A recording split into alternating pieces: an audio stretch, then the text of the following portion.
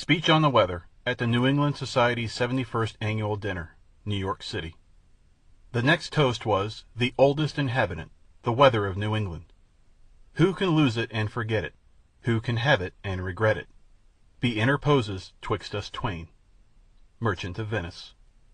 To this Samuel L. Clemens, Mark Twain, replied as follows: I reverently believe that the Maker who made us all makes everything in New England but the weather.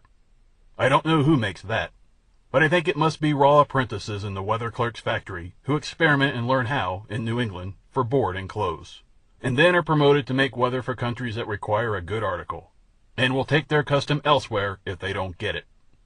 There is a sumptuous variety about the New England weather that compels the stranger's admiration and regret.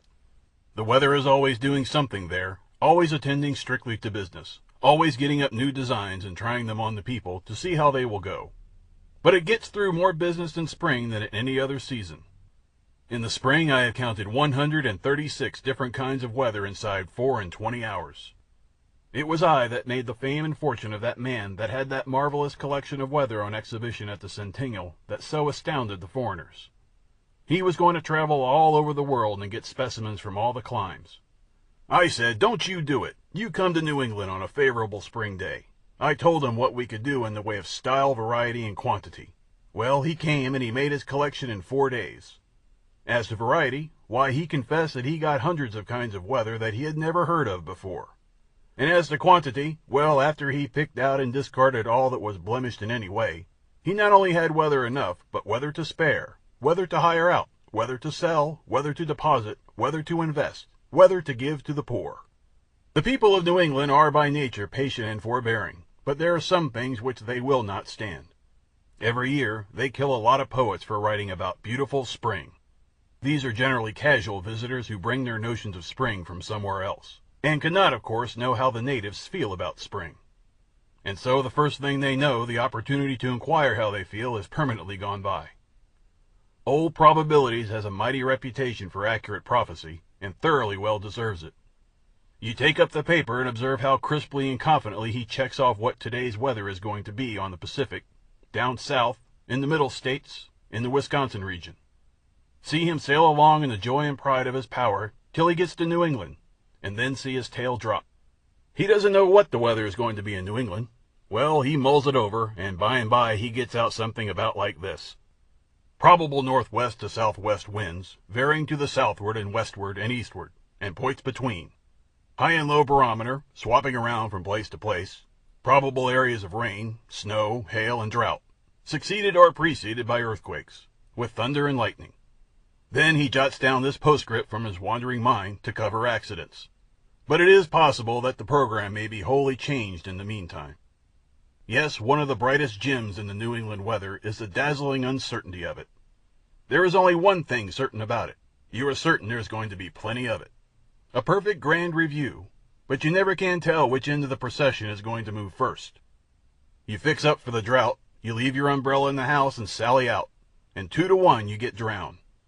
You make up your mind that an earthquake is due. You stand from under and take hold of something to steady yourself, and the first thing you know you get struck by lightning. These are great disappointments, but they can't be helped.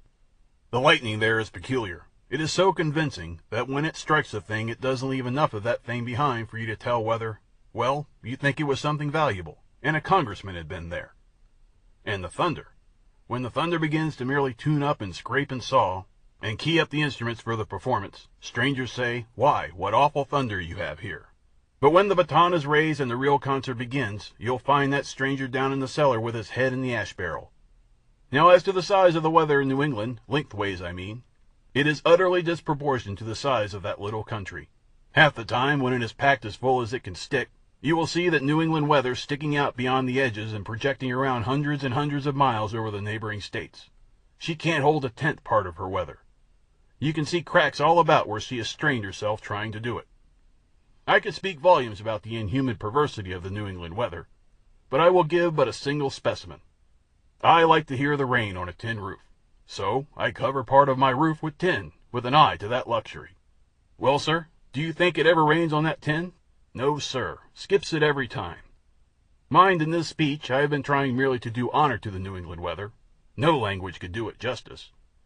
But after all, there is at least one or two things about the weather, or if you please, effects produced by it, which we residents would not like to part with. If we hadn't our bewitching autumn foliage, we should still have to credit the weather with one feature which compensates for all its bullying vagaries: the ice storm.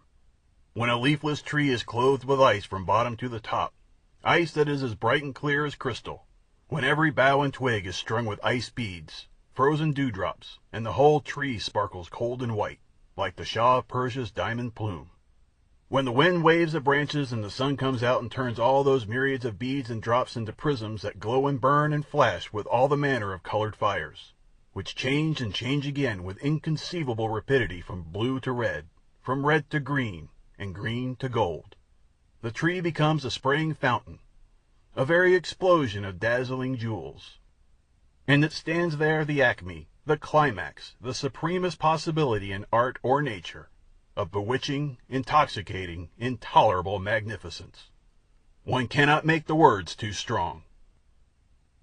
End of Speech on the Weather, by Mark Twain.